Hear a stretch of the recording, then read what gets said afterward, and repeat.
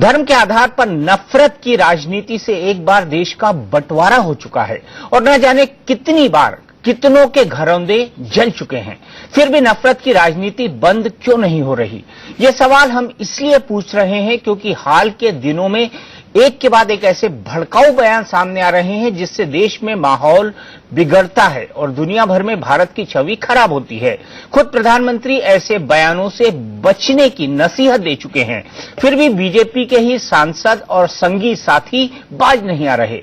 BJP सांसद महंत आदित्यनाथ ने अब गैर हिंदुओं को हरिद्वार में हर की पैड़ी से दूर रखने को कहा है, तो बीजेपी की सहयोगी शिवसेना मुसलमानों की नसबंदी कराने की जरूरत समझा रही है। अब ये बड़ी बहस का मुद्दा है कि आखिर बीजेपी के योगी और संगी आखिर कितनी नफरत फैलाएंगे।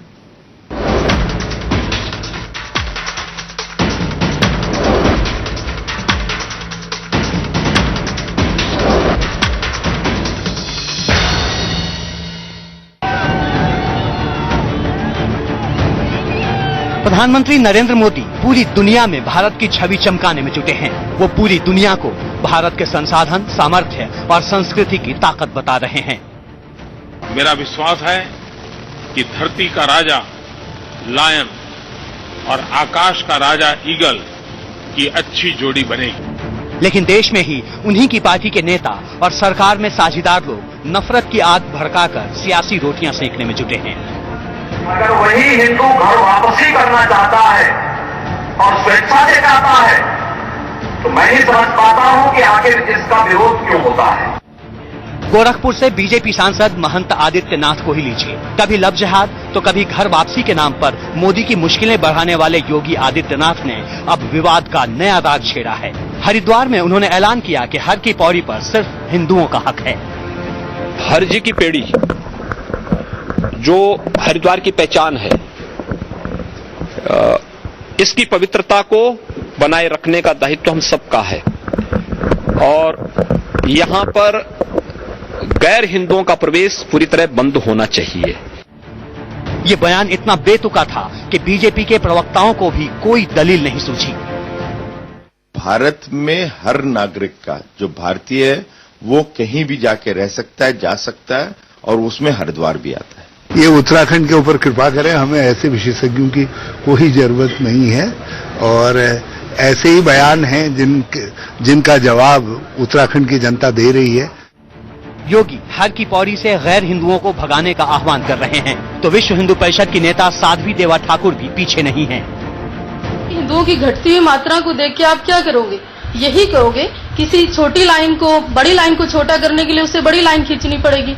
तो हिंदुओं को भी अपना बढ़ोतरी करनी चाहिए या फिर कानून को मुसलमानों पे भी पाबंदी लगा देनी चाहिए, उनकी भी नसबंदियां करा देनी चाहिए, उनको भी बच्चे नहीं ज्यादा पैदा करने चाहिए। कानून सिर्फ हिंदुओं के लिए थोड़ी ना है।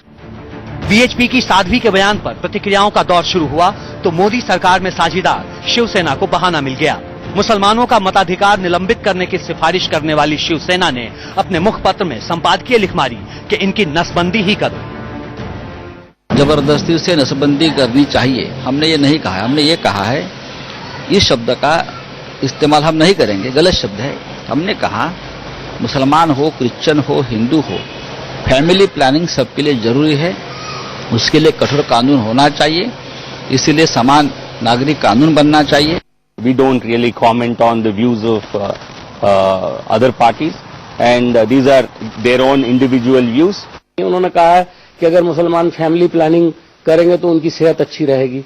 मुझे लगता है कि सबसे पहले शिवसेना को अपनी सेहत पर गौर करना चाहिए। शिवसेना की अपनी सेहत बहुत खराब है। इस तरह का उनका मन में जो भेदभाव की बात है वो इसी तरह की है जो कि सारे आपस में लोग लड़े और वो इस तरह की राजनीति करें। इनका एक ही मकसद है और कोई मकसद नहीं है। विपक्ष जो बातें कह रहा है वो बात खुद प्रधानमंत्री मोदी भी कई बार कह चुके हैं कि ऐसे भड़काऊ और अमर्यादित बयानों से माहौल बिगड़ता है।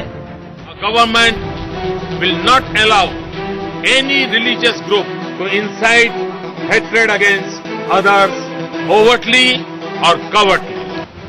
अब सवाल ये है कि आखिर बीजेपी के सांसदों और बीजेपी के सियासी दोस्तों पर प्रधानमंत्री की बातों का असर क्यों नहीं हो रहा? क्यों बीजेपी के योगी, साध्वी और संगी हिंदू मुसलमान में नफरत फैलाने वाले बयान दे रहे हैं? मुसलमानों पे भी ब्यूरो रिपोर्ट, इंडिया न्यूज। नसबंदियां करा देनी चाहिए, उनको भी बच्चे नहीं ज्यादा पैदा करने चाहिए। तो एक से एक बयान, वो भी नफरत फैलाने वाले। किसी ने खूब कहा है, लोग टूट जाते हैं एक घर बनाने में, वो तरस नहीं खाते बस्तियां जलाने में। तो क्या वाकई ये बयान बस्तियां जलाने वाले हैं? क्या समाज में नफरत का संदेश जा रहा है? और अगर ऐसा है तो ये बयान देने वाले बाज क्यों नहीं आते? आज इसी पर होगी बड़ी बहस और हमारे साथ कई सारे खास मेहमान जुड़ गए हैं। हमारे साथ हैं बीजेपी के नेता और उत्तर प्रदेश भारतीय जनता पार्टी के प्रवक्ता विजय बहादुर पाठक जी, कांग्रेस के राष्ट्रीय स्पोक्स पर्सन आलोक शर्मा जी, दोपहर के सामना के एडिटर प्रेम शुक्ला जी, धर्मगुरु साध्वी प्राची जी, स्वामी दीपांकर जी महाराज जो कि आध्यात्मिक गुरु हैं, मौलाना अतहर देहलवी साहब जो कि धर्म गुरु हैं, मौलाना कल्बे रुशैद रिजवी साहब जो कि मेंबर हैं all India Muslim personal law board के।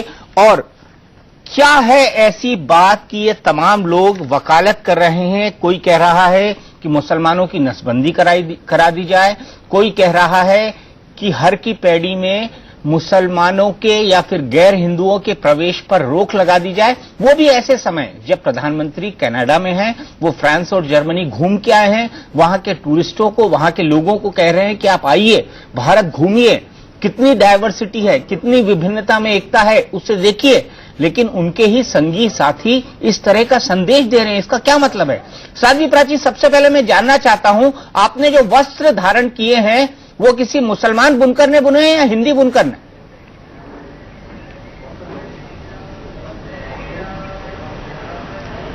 देखिए चौरसिया जी, मैं आपका बहुत सम्मान करती हूं, लेकिन आप, क्योंकि आपको पूरा देश देख रहा है, ये कोई प्रश्न नहीं है कि हिंदू ने बुनाए हैं या मुसलमान ने। और मैं मुसलमान के बुने हुए कपड़े नहीं पहनती, मैं अपने हिंदू भाइयों के बुने हुए कपड़े ही पहनती हूं, बनाए हुए हिंदुस्तानी कंपनी के ही पहनती हूं। अगर ये किसी मुसलमान भाई द्वारा बने होते तो आप क्या नहीं धारण करती? बिल्कुल नहीं करती। क्यों?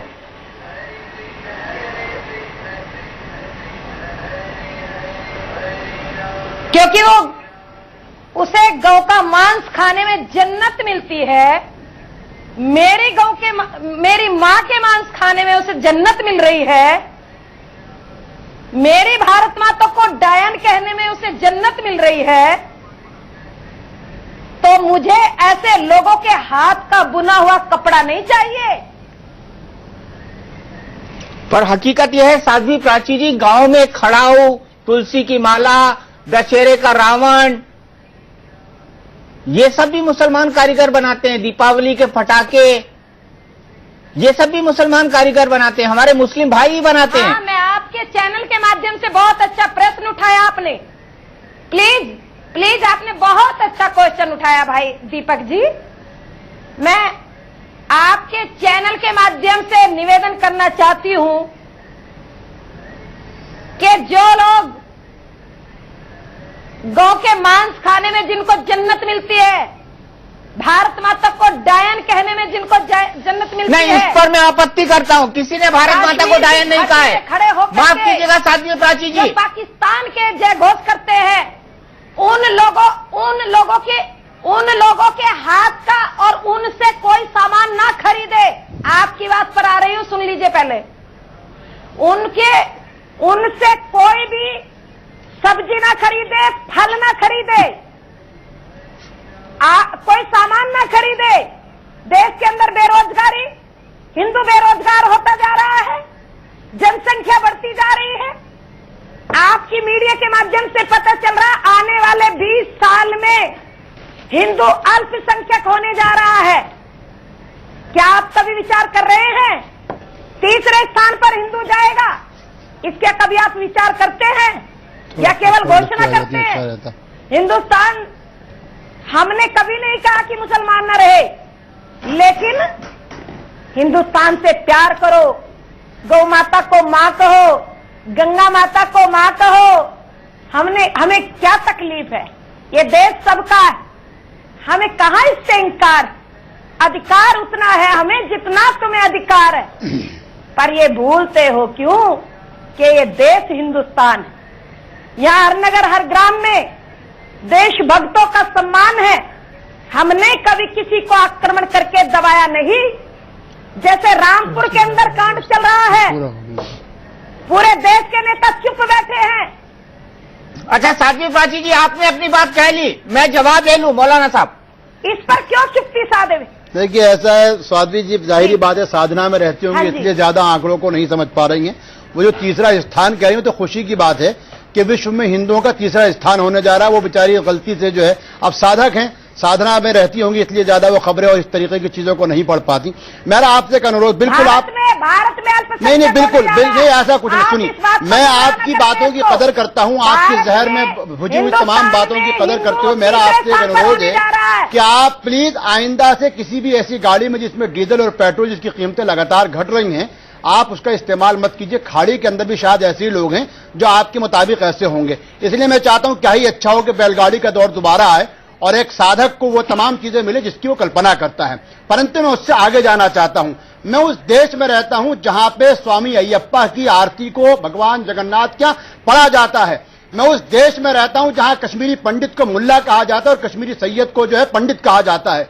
मैं उस देश में रहता हूं जो साध्वी प्राची से नहीं देखा, जहां पर अपने कंधों पर बिठा के बाबा अमरनाथ तक की यात्रा कराने वाले मुसलमान हैं। मैं उस देश में रहता हूं जहां कामाख्या के बाहर बलि देने से पहले उस जानवरों को पहुंचाने वाले मुसलमान हैं। मेरा कहना, आप सुनिए, आपको बहुत सुन चुके हैं, पूरा देश आपको सुन रहा है। इस देश में नफरत की आग मत लगाइए। इस देश में अरे गंगा सबकी है। आप गंगा की बात कर रहे हैं, आप गंगा की बात कर रहे हैं। वो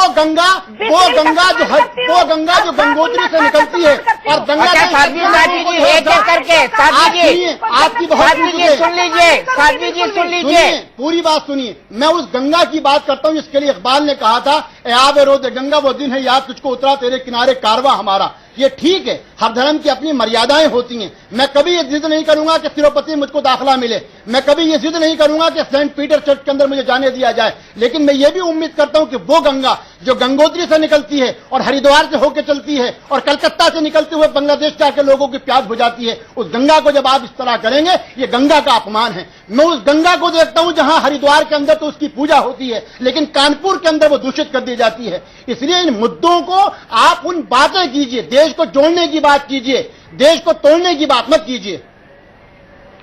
प्रेम शुक्ला जी, आपने साध्वी प्राची की भी बात सुन ली। मैं आपसे सीधे जानना चाहता हूं, देश को जोड़ने की बात करते हैं, वो कत्ल भी करते हैं। जी हाँ जी, देखिए मौलाना नहीं, मेरा सवाल तो सुन लीजिए। तो चर्चा नहीं होती जी, मेरा सवाल तो सुन लीजिए। तो हो जाते बदनाम। ठीक है प्रेम शुक्ला जी, मेरा सवाल ये है कि क्या प्रेम शुक्ला मुसलमानों की नसबंदी कराएंगे? देखिए, प्रेम शुक्ला जी के अखबार में ये बहुत शब्दों में कहा गया है कि हम नसबंदी शब्द का प्रयोग नहीं कर रहे हैं, बल्कि परिवार नियोजन शब्द का प्रयोग कर रहे हैं। लेकिन धर्मांधता की नसबंदी निश्चित तौर पर कराई जानी चाहिए। ये सामना की आज की संपादकी का सबसे बड़ा संदेश है और धर्मांधता की ही नसबंदी की बात की जा रही है।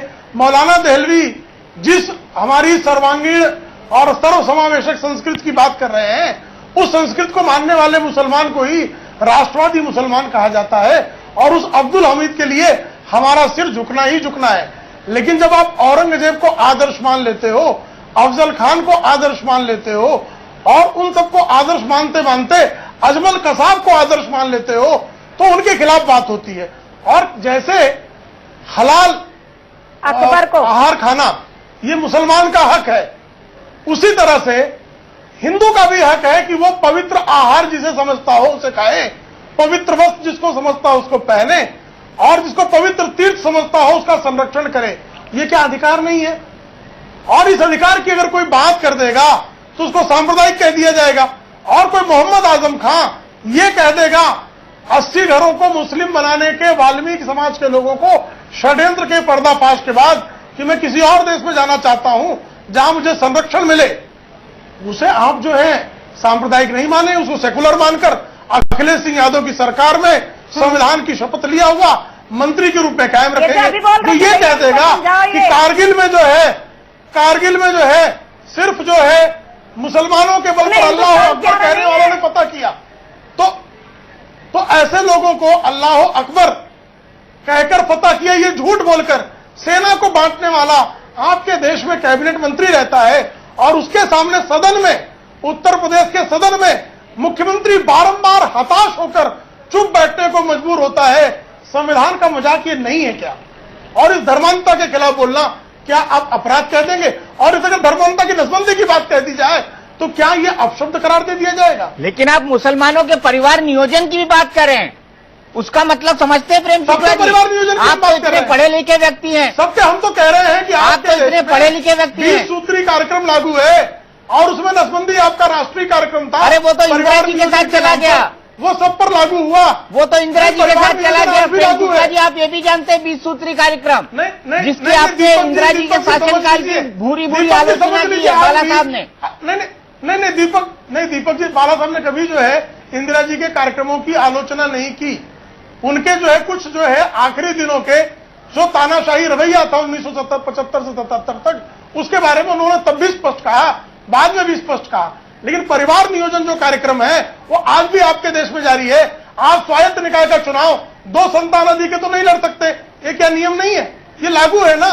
और ये जो उसको मांगते हुए बहुसंख्यक आबादी यदि अपना परिवार नियोजन कर रही है तो इस देश के संविधान को, कानून को, उसके प्रति जो है पूरी तरह से भाव व्यक्त करके, टर्की में जो है वो भी तो देश था इस्लामिक, वहां कहीं परिवार नियोजन लागू हुआ। आज वहां परिवार घट गया तो कहा जा रहा है 3 बच्चे पैदा करने पर इंसेंटिव मिलेगा। तो ये राष्ट्रीय कार्यक्रम परिवर्तित होते हैं राष्ट्र के हितों के आधार पर, उसको सेकुलर देश में धर्मांधता के आधार पर परिभाषित न किया जाए, प्रश्रय न दिया जाए। ये कहना अगर आप अपराध कह रहे हैं तो फिर इस देश में न्याय के पक्ष में बोलना अपराध करार दे दिया जाए। दीपांकर जी, मैं आपके पास आऊं उससे पहले आलोक शर्मा जी। आलोक शर्मा जी, मुसलमानों का परिवार नियोजन करवा देना चाहिए तुरंत शिवसेना की सलाह मानते हुए? देखिए, बड़ी विडंबना है शिवसेना और शिवसेना में भी सामना और सामना में भी प्रेम शुक्ला जी इंडिया न्यूज पे बैठ के धर्मनिरपेक्षता और संविधान का पाठ पढ़ा रहे हैं आज दर्शकों को। बड़ी विडंबना है। मैं समझता हूं संविधान को स्वयं आप ही समझ लीजिए। क्या किसी भी कोई भी नसबंदी का कार्यक्रम आज तक नहीं, आज तक कोई भी कार्यक्रम नसबंदी का या परिवार नियोजन का किसी धर्म के आधार पर चला है? आपके किसी भी संविधान में इस तरह की कोई योजना का प्रावधान है कि किसी एक धर्म के नाम पर चलेगा? आप संविधान को दूसरों को, पूरे दुनिया को कह रहे हैं कि पढ़ लीजिए। क्या किसी भी संविधान में लिखा है कि हिंदुओं के अलावा बाकियों के लिए जो शब्द आप लोग इस्तेमाल करते हैं रामजादा और दूसरे वाला, वो इस्तेमाल करना चाहिए? वो भी कहीं संविधान में लिखा है? एक तरफ आप लोग जब हिंदुत्व की बात आती है तो सुप्रीम कोर्ट का आप जो वर्डिक्ट आया है, प्रेम साहब सुन लीजिए। अब आप, मैंने बड़ी शालीनता के साथ आपकी बात सुनी, मैं आपसे ज्यादा तेज चिल्ला सकता हूं। आप शांति से सुनिए बात को, देश को बांटने का काम मत कीजिए। आप एक तरफ सुप्रीम कोर्ट के डिसीजन का कहते हैं कि Hindu is a way of living, और दूसरी तरफ जब बात आती है तो आप हिंदुइज्म की कहते हैं कि हिंदुस्तान में जो भी रहता है वो हिंदू है। फिर आप कहते हैं कि मुसलमान हर की पैड़ी पर नहीं जाना। तमाम तरह की चीजें हैं। आप अपने पहले घर को समझ लीजिए। आप केंद्र में सत्ता में हैं इस समय, आप विपक्ष में नहीं बैठे। आप कांग्रेस के ऊपर आरोप लगाने के लिए नहीं बैठे। आप जो बयान दे रहे हैं उस पर संजीदगी से पहले विचार किया कीजिए कि इसका क्या प्रभाव होगा। केवल सांप्रदायिक के आधार पर ध्रुवीकरण करना, देश के सौहार्द को बिगाड़ना, समाज के सौहार्द को बिगाड़ना आप जैसे तथाकथित पढ़े लिखे लोगों को शोभा नहीं देता है। आप एक तरफ अपने आप को पत्रकार और बड़े बड़े उपाधियों से नवाजते हैं, शुक्ला शब्द आपके नाम के पीछे लगा है। मैं व्यक्तिगत नहीं जाना चाहता हूं, लेकिन मैं केवल ये कहना चाहता हूं कि आप पढ़े लिखे हैं, आप संविधान को समझें और संविधान में क्या लिखा है उसकी सही सही व्याख्या करें, अपने मकसदों से व्याख्या ना करें। सही व्याख्या करने का जो है, अच्छा ठीक है, हम भटक गए यहाँ पर, क्योंकि शिवसेना और कांग्रेस का लफड़ा चलता ही रहेगा अगर हम चलाते रहे तो। दीपांकर जी महाराज, क्या हर की पैड़ी पर गैर हिंदुओं को जाने की इजाजत नहीं होनी चाहिए? इजाजत होने या ना होने की जो ये चर्चा अभी मौजू से भटक गई थी, मैं उसी पर ला रहा हूं दोबारा। पंडित मदन मोहन मालवीय के समय ये बाइलॉज था कि जहां पर साधना होती है, जहां पर हम लोग जिसे इबादत कह देते हैं, हम लोग साधना होती है, पूजा होती है, जप तप होता है, अनुष्ठान होता है, वहां पर किसी भी अन्य व्यक्ति का साधकों के अलावा जाना वर्जित था। काशी विश्वनाथ में भी है और हरिद्वार की हर की पेड़ी पर भी है। तो हम लोग समझ ही नहीं रहे कि बोल किस बेस पर रहे हैं सब लोग। अरे भाई पढ़ तो लीजिए थोड़ा सा और उसके बाद बोल दीजिए। वहां पर जाना बाइलॉज में भीम गोडा तक मना है, हर की पेड़ी छोड़ दीजिए, भीम गोडा तक मना है। तो आप हम लोगों की अगर जो हमारी साधना का इख्तियार हमसे आप ले लीजिएगा, केवल बात का तूफान बनाते हैं महाराज जी। हमारी साधना का इख्तियार भी हमसे ले लीजिएगा तो हमें छोड़िएगा कहां? साधु संतों को जंगल में भेजा, आप जंगल से क्या शमशान भेजिएगा? और हम लोग तो वैसे ही शमशान में पड़े हैं। जाना अलाउ नहीं है। नहीं समझे? तो हमारा अपना मानना ये है। और दूसरी बात, दीपक भाई, विदेशी टूरिस्टों को हम मना कर देंगे, हर की पेड़ी पर वो ना जाए। एक बात हमारी सुन लीजिए, जो नरेंद्र मोदी के 5 टी है उसमें टूरिज्म प्रमुख है, उसको मना कर दें। हम समूचे का एक सेकंड हमें आंसर दे देने दीजिए। सवाल ये है, आदरणीय एक सेकंड रुक जाइए, हम आंसर देते, फिर आप अपनी पर दे दीजिएगा। नरेंद्र मोदी क्या कहते हैं? नरेंद्र मोदी जाने देश के प्रधानमंत्री हैं, हमारे लिए सम्माननीय हैं, मगर साधना के अंतर्गत, आध्यात्म के अंतर्गत हमें किसी की राय लेने की जरूरत नहीं है। एक आध्यात्मिक गुरु होने के नाते मुझे जितना मेरा ज्ञान है या जितनी मेरी आध्यात्मिकता या विद्वत्ता है, मुझे नरेंद्र मोदी की जरूरत नहीं है, किसी फॉरेनर की जरूरत नहीं है। मेरी साधना, मेरी इबादत, मेरा खुदा, मेरा सब कुछ है। और मैं अपने भगवान के लिए जितनी साधना करना चाहूं और जितने दायरे बनाना चाहूं, उसके लिए भी मुझे क्या नरेंद्र मोदी प्रेरित करेंगे, या आलोक भाई, या कांग्रेस प्रेरित करेगी, या शिवसेना प्रेरित करेगी? आपको अगर जो प्रेरित ही करना है तो उन वाल्मीकि बस्ती को जाकर के कीजिए, जो आज खुद टोपी ओढ़कर बैठे। किस खौफ में आप लोगों ने वो बना दिया? उसके ऊपर सारी सेकुलरिज्म कहां चली गई? कहां चली गई सारी सेकुलरिज्म?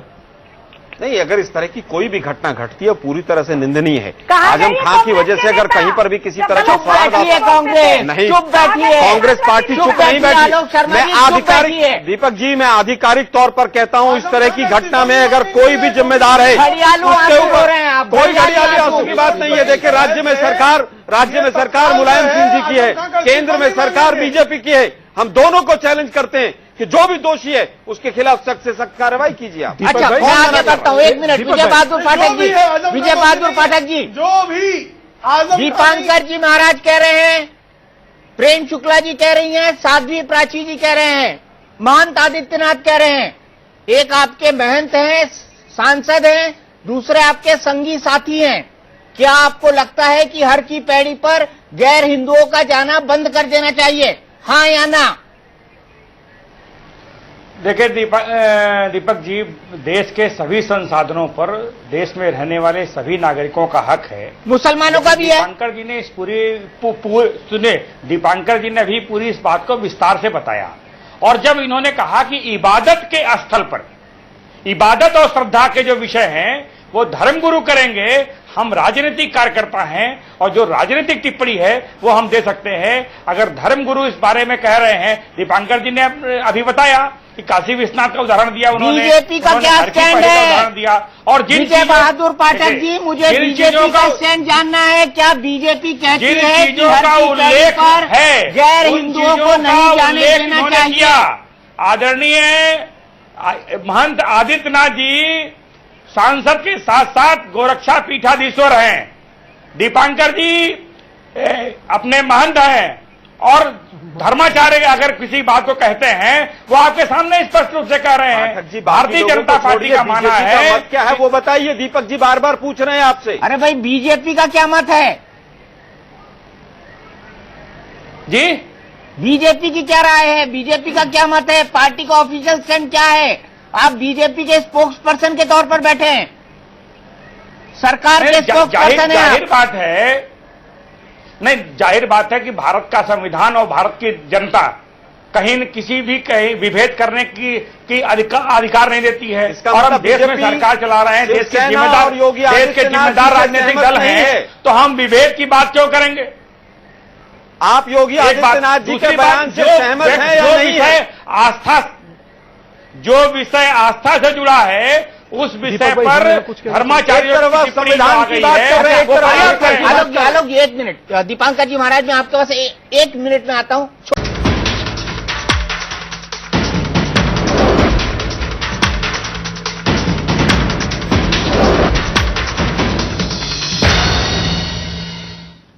तो बीजेपी के योगी और उनके संगी साथी कितनी नफरत फैलाएंगे, इसी पर हो रही है हमारी बड़ी बहस। विजय बहादुर पाठक जी, हाँ या ना में जवाब दीजिए। आप शिवसेना और साथ ही साथ आपके जो संगी साथी हैं उनकी बात से सहमत है या नहीं? देखिए, भारतीय जनता पार्टी का जो स्टैंड है वो मैं बताने की स्थिति में हूं कि भारत का संविधान और भारतीय जनता पार्टी दोनों दोनों ये इजाजत देते हैं कि देश के सभी संसाधनों पर सभी नागरिकों का हक है। लेकिन जो दीपांकर जी ने कहा, जो धर्माचार्यों ने कहा, वो उनकी है और दीपांकर जी ने इस विषय को विस्तार से रखा कि वो उनकी आस्था का सवाल है। जो विषय आस्था के हैं उन विषयों पर राजनीति पाठक जी जलेबी क्यों बना रहे हैं? आम का जवाब इमली क्यों दे रहे हैं? दो टूक बोलिए ना। हमारी आस्थाओं पर ही कुठाराघात किया जाता है। नहीं तो जो आस्था के विषय हैं उस पर राजनीतिक दल कैसे तय करेगा कि क्या होगा क्या नहीं होगा? जो विषय धर्माचार्य तय करते हैं उसके विषय में मैं कैसे राय दे दूंगा? राम मंदिर के अरे तो आस्था है। विजय बहादुर पाठक तय कर रहा है। विजय बहादुर पाठक जी दो टूक बोलिए ना। दो टूक बोलिए कि फॉरेनर नहीं आ सकते वहां पर। सरकार कानून लाए, केंद्र सरकार कानून लाए कि हर की पैड़ी पर विदेशी नहीं आ सकते। आस्था का विषय है। दीपक जी, आपके पास तो बहुमत है। उनका जो कानून बने हैं उन कानूनों के तहत ही तो देश का संविधान चलेगा, देश चलेगा। तो इसका मतलब आप कानून नहीं ला सकते। लेकिन जो आस्थाओं का सवाल है, जो आस्था के विषय हैं उस पर स्वाभाविक रूप से टिप्पणी धर्माचार्य की होगी और दीपांकर जी ने उस विषय को स्पष्ट कर दिया है। साध्वी प्राची जी अभी भी ये लड्डू बना रहे हैं, जलेबी बना रहे हैं, इमरती बना रहे हैं। ये आपके कैसे संगी साथी हैं? आप लोग वोट दिलवाते हैं इनको, फिर आपकी बातों को गोल गोल घुमाते हैं ये लोग। जी नहीं दीपक जी, आपको भ्रम है। पाठक जी बिल्कुल ठीक कह रहे हैं। पाठक जी का अपना जो विचार है बिल्कुल स्वतंत्र है और बहुत अच्छा विचार दे रहे हैं। हर की पैड़ी का निर्णय धर्माचार्य कर रहे हैं और योगी जी ने जो कहा गलत नहीं कहा, बिल्कुल ठीक अच्छा कहा है। मतलब कल से हर की पैड़ी पर मुसलमान जाने बंद हो जाएंगे क्या? कल से हर की पैड़ी पर मुसलमान और विदेशी जाने बंद हो जाएंगे क्या? दूसरी बात कल से क्या हर की पैड़ी पर मुसलमान और विदेशी जाने बंद हो जाएंगे? जवाब दीजिए। का स्थान है, हमारी आस्थाओं पर क्यों कुठाराघात किया जाता है? अरे साध्वी प्राची जी बताइए ना। हर की पैड़ी क्यों जाएगा? इसमें उसको नहीं जाने देना। साध्वी प्राची जी, मैं बड़े आदर सम्मान से साध्वी आपसे एक सवाल पूछता हूँ। माननीय प्रधानमंत्री गीता जैसा महान ग्रंथ लेके जापान गए थे और क्योटो और काशी को एक साथ जोड़ने की उन्होंने बात कही थी कि जापान का क्योटो और हमारे यहाँ काशी का विस्तार होगा। विश्व भर के सारे पर्यटक वहाँ आएंगे, गंगा आरती को लाइव किया जाएगा। मेरा कहना यह है कि मैं मुसलमान हूं, लेकिन बाहैसियत मुसलमान होने की पूरी दावेदारी से कह रहा हूं कि मैं बहुत कम मांस खाता हूं। लेकिन मेरा कहना यह है, मुझको बताइए कि हर की पौड़ी हो या पुष्कर हो या गंगा जी काशी की आरती हो, वहां पे खाली आप मुसलमानों पे पाबंदी लगा रहे हैं या जोसेफ और जैकब पे भी पाबंदी लगाएंगे या तल अवीव के जो है आप जो बिन्यामिन पे भी पाबंदी लगा। मेरा कहना ये जो मैं कहना चाहता हूँ पूरी जिम्मेदारी से, मैं कह रहा हूँ दीपांकर जी की बात का समर्थन करते हुए एक बात मैं कहता हूँ, धर्म की जो अपने प्रोटोकॉल हैं, जो आस्था के अपने नियम हैं, हम सबको उसका पाबंदी करनी चाहिए। मैं गुजरात गया, द्वारकाधीश के उस मंदिर तक गया, मैंने देखा कि बाहर जो प्रसाद बेच रहे हैं वो मुसलमान हैं, लेकिन अंदर एक आस्था की बात थी। हमने कहा बहुत अच्छा, इसलिए उस आस्था का ध्यान हम सबको रखना चाहिए। जिस तरीके से वेटिकन के अंदर, सेंट पीटर्सबर्ग के अंदर कोई नॉन क्रिश्चियन अंदर दाखिल नहीं हो सकता, मक्का के अंदर आस्था का सवाल है, उस तरीके से हिंदुओं को भी ये पूरा इख्तियार हासिल है। लेकिन आप उस वक्त आपकी भावनाओं के अंदर से जो है इस साध्वी के लिबास में से जो है कहीं ना कहीं आग नजर आती है, जब आप गोश्त को भी, मांस को भी, पुनश्चिता को भी, इन सब चीजों को मुसलमान के साथ जोड़ती है। मैं तो अगला भी सवाल कर रहा हूं, क्या ही अच्छा हो कि जिन लोगों ने जितन मांझी को उस मंदिर में घुसने के बाद धोया था, आप वहां भी ये कह दीजिए अब किसी मंदिर में किसी दलित को नहीं रोका जाएगा। किसी जगह पे जो है जहां मुसलमान और दूसरे लोग हैं उनके इन ताकलों इन पे बात कीजिए, समाज सुधार की बात कीजिए, बांटने की बात मत कीजिए। क्या काशी में पर्यटक रोकेंगे आप? क्या काशी में पर्यटक? आप माननीय प्रधानमंत्री को हम अपील करते हैं, मैं शुक्ला जी को अपने साथ लेता हूं, पाठक जी को अपने साथ लेता हूं, आलोक जी को साथ लेता हूं, दीपांकर जी को, मौलाना कलवे रुशैद को और पूरे भारतीय समाज को साथ लेकर डिमांड करता हूं कि काशी विश्वनाथ के अंदर मां गंगा के किनारे घाटों के ऊपर जो है अब से कोई भी वही कानून लागू किया जाएगा जो पंडित मदन मोहन मालवीय जी ने कहा था, मैं समर्थन करता हूं। क्या ही अच्छा हो कि माननीय प्रधानमंत्री और आगे कहें कि अब हम जो है जिस समाज की आस्था, जिस समाज के आशीर्वाद से ही सरकार बनी है, एक हिंदू दिल यानी हर दिल अजीज रहनुमा बना है, वो ये कह दें कि अब हिंदुओं की आस्था का ख्याल रखा जाएगा और मां गंगा के किनारे जो है कोई भी गैर आस्था वाला लोग नहीं जाएंगे।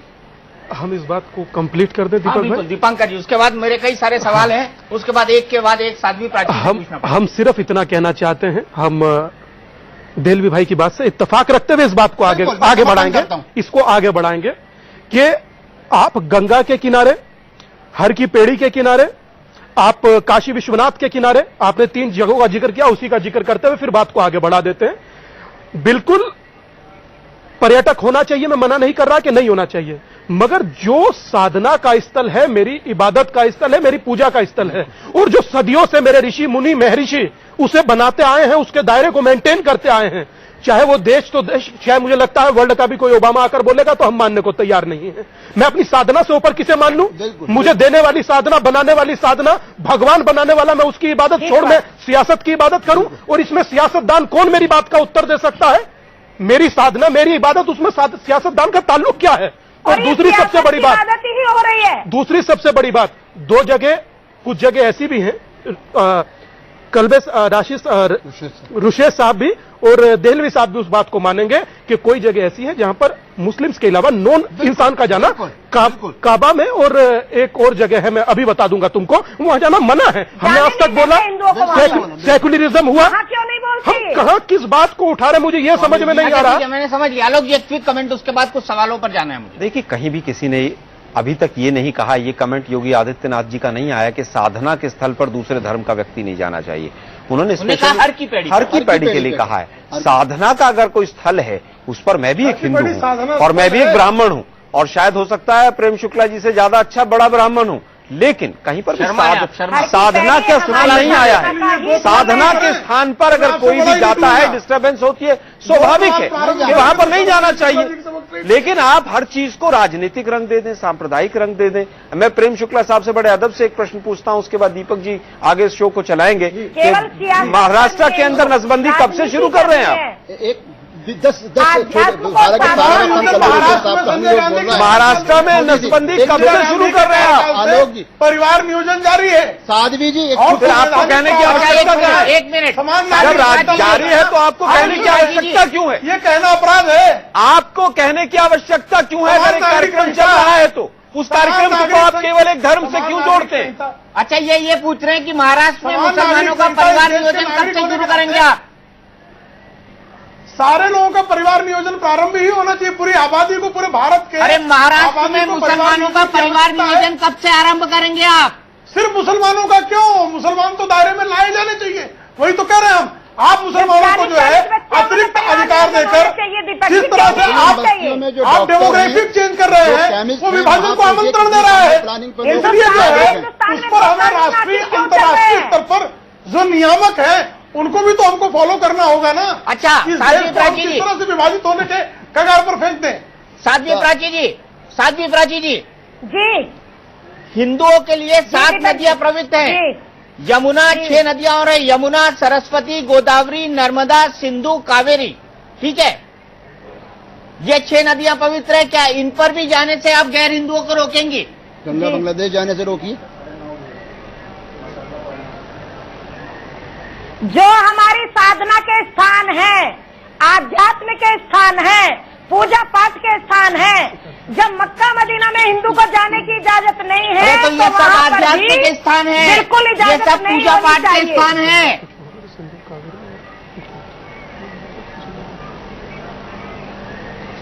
हर पूजा पाठ हमारी आध्यात्म के जो स्थान है, और जो योगी जी ने कहा बिल्कुल ठीक कहा है।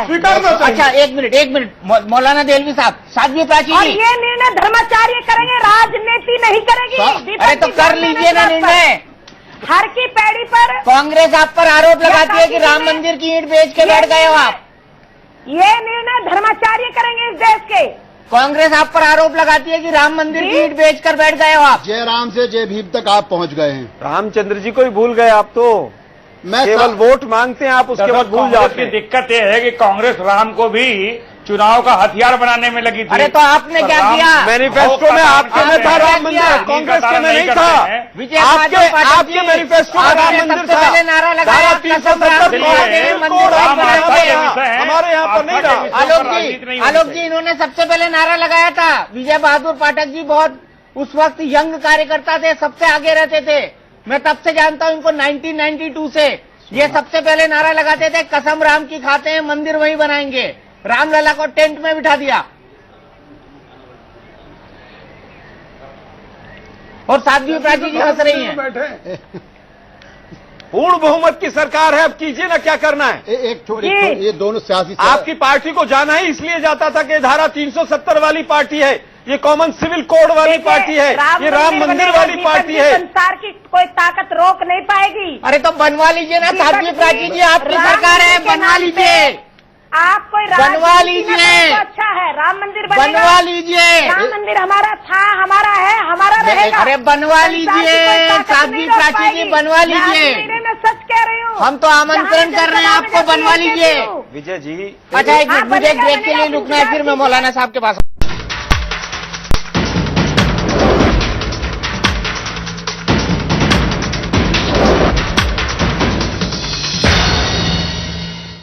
तो क्या महंत आदित्यनाथ हर की पैड़ी से गैर हिंदुओं को भगाएंगे? मौलाना साहब, क्या गैर हिंदुओं से हर की पैड़ी और गंगा गंदी होती है? दीपक भाई, बहुत सारे लोगों ने बहुत सारी बातें की, सभी मेरे मोहतरम भाई हैं और बहुत मुकम्मल बात की है, जिसने भी की है, जैसी भी की है, जिस तरह भी की है।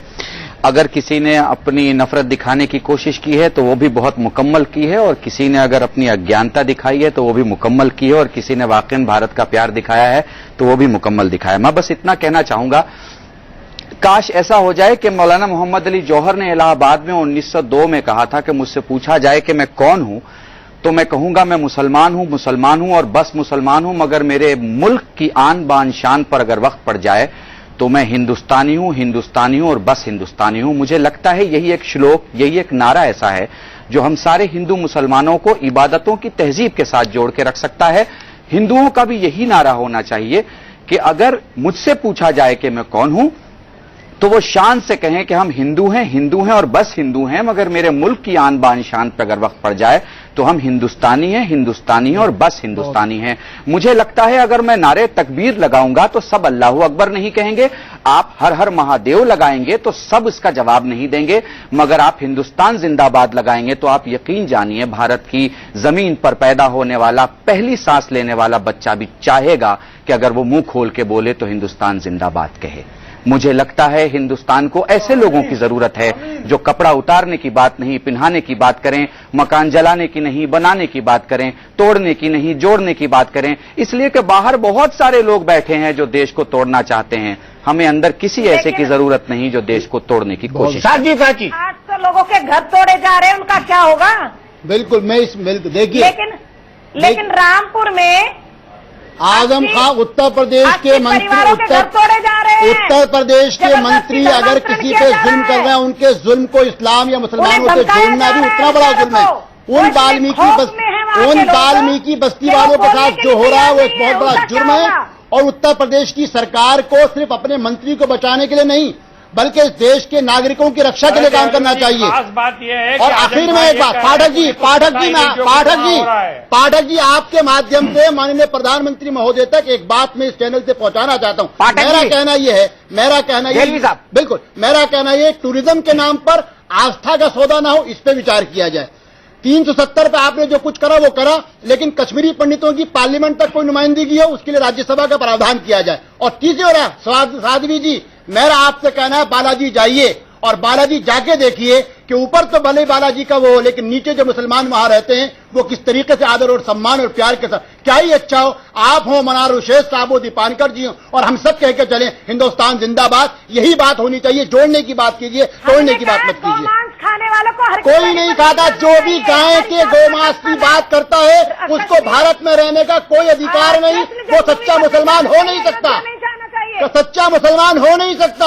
लेकिन मोची, बाटा और लिबर्टी जैसी कंपनियों के ऊपर भी पाबंदी लगवाई जाए। अच्छा साध्वी प्राची जी, आप गाड़ी से सफर करती हैं क्या? जी। तो उसमें ईरान इराक का तेल डलता है। हाँ जी। उसमें ईरान इराक का तेल डलता है, मुस्लिम देशों से आता है, आप उसमें सफर करना छोड़ दीजिए। दीपक जी आप तो सराबोर हो केवल उनसे ही। केवल आपको न तो इस समय जो प्रश्न आप लेकर के आना चाहिए था, आप रामपुर का मुद्दा क्यों नहीं उठा रहे? कल उठा लेंगे, आएंगे आप। से चलती कि हेलीकॉप्टर से, ये मैं आपको बताऊंगी,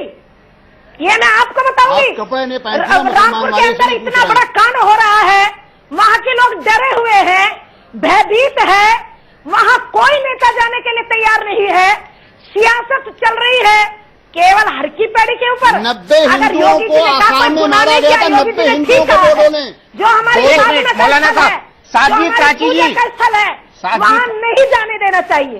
साध्वी प्राची जी, आप मेरे सवाल का जवाब नहीं दे रही हैं, लेकिन मैं आपको बता दूं कल दिन भर इंडिया न्यूज चैनल पर और आज दिन भर इंडिया न्यूज चैनल पर सिर्फ और सिर्फ आजम खान की स्टोरी चली है। आप थोड़ा अपने फैक्ट चेक कर लीजिए। चली होगी और चलनी चाहिए। इतना बड़ा अन्याय वहां दलितों के साथ हो रहा है।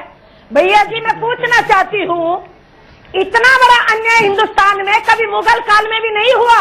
अच्छा, मुझे ये तो बता दीजिए, यादें तरोताजा हो गई। आप ईरान आप ईरान इराक के पानी वाली गाड़ी में बैठेंगी कि नहीं बैठेंगी? हाथ भी उड़ाया जा रहा है। गाजियाबाद से लेकर के केंद्र में बैठी भाजपा की सरकार खामोश क्यों है? एक्शन क्यों नहीं लेती? गवर्नर साहब बैठे, गवर्नर साहब ऐसे मंत्री को बर्खास्त क्यों नहीं करते?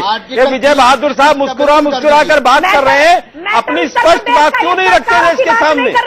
आप चाहते हैं सांप्रदायिक आधार पर ध्रुवीकरण हो, इसीलिए आप इस तरह के केवल मुद्दे उठाते हैं, कभी उनके ऊपर एक्शन नहीं लेते। मशीनरी का फेल्योर है, और अगर गवर्नमेंट की मशीनरी का फेल्योर है, इसलिए ये स्थिति उत्पन्न हुई है।